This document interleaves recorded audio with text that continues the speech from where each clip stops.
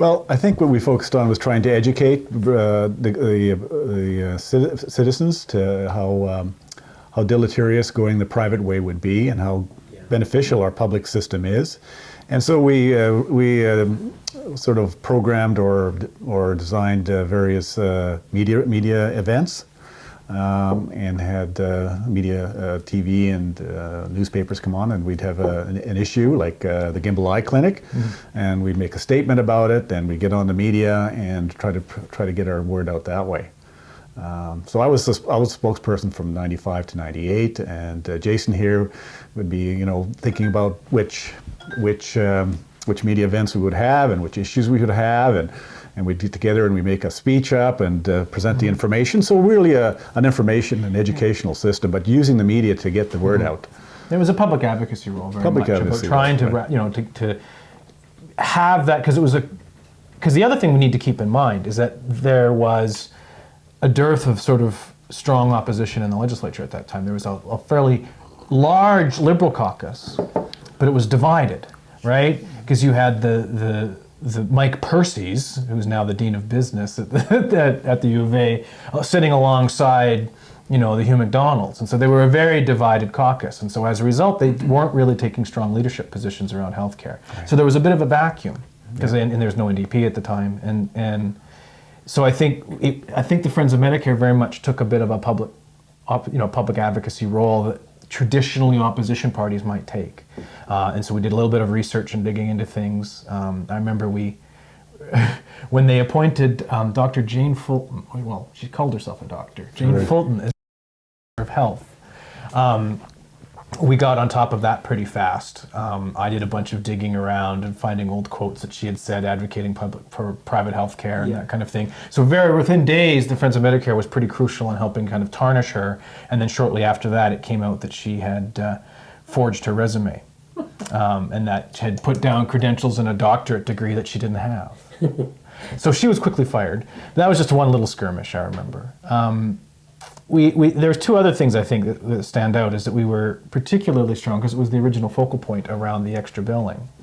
And I do remember I think my favorite press release we did was when the fines to the Alberta government hit $1 million. The day that, sort of the month that it hit $1 million, we wrote up a press release. It was around the time of the Bare Naked Ladies' first kind of rise to popularity. Yeah. And the headline of the press release was, "If I had $1 million, I'd buy Albertans more health care." And we had a press conference at the Macaulay Seniors Lodge. And that was quite the fun event. So we did a lot of stuff like that. We tried to be, creative to try and draw attention in. We also started a petition. Yeah. Which at the time, it went like crazy. At the time was the single largest petition ever presented in the Alberta legislature. And the petition was to? It was for support of Medicare and against privatization. Yeah. And those are the things that people signed. So I think we had about 87,000 signatures throughout all of Alberta. So it was the single largest petition ever presented.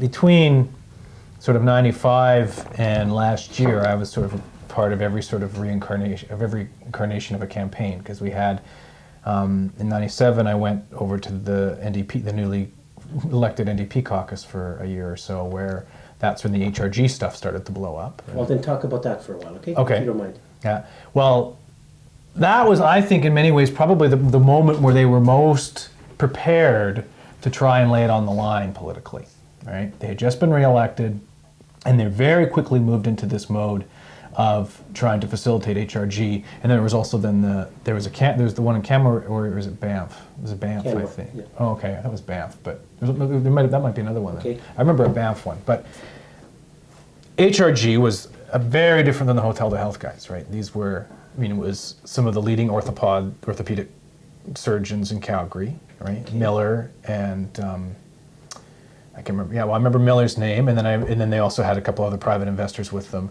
and they did this upright. They did this totally professionally.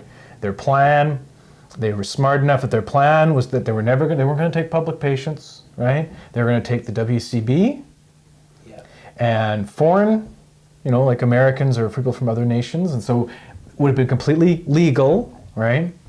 And that maybe they would take contracts from the regional health authority if the regional health authority wanted to do that, right? But they kind of anchored themselves around WCB patients.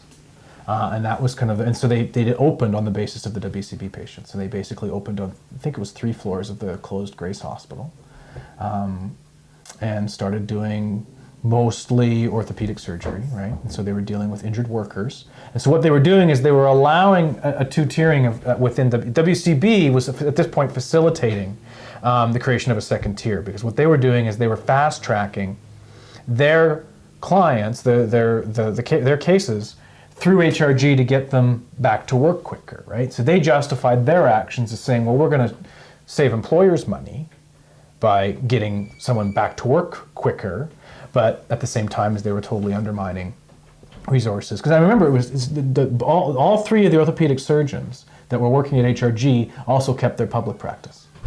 But what happened, so they were playing both sides of the street, but what would happen, of course, is that they would funnel patients over to the private system in order to get them faster treatment, right? Oh, if you want faster treatment, come over here, right? And so as a result, they had less and less time in public surgeries. So that means their public patients who either weren't allowed to or couldn't afford to go over to HRG waited longer for them because they were so busy doing procedures over in HRG. So anyway, HRG was a fight that went on for about a year or two, where the first attempt to get it was denied by the colleges of physicians and surgeons. On what grounds?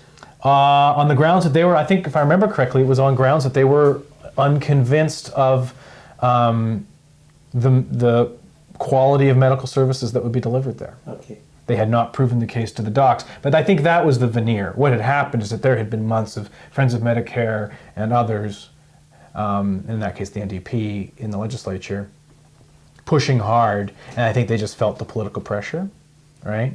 And so they failed to get HRG going straight up. And that was then the origins of Bill 11. Because Bill 11 was the way to kind of, well, I should take a step back. The HRG in the second go-around did actually get a partial victory. And they were allowed to do day procedures only, which of course wasn't enough for them to make any money. So at that point, I remember the reports coming back is that they were losing money through their shirts, right? Like they weren't getting enough patients because they couldn't keep anybody overnight. So they only could take sort of fairly minor cases, and they just weren't using the space to capacity. So that's when Bill 11 arose.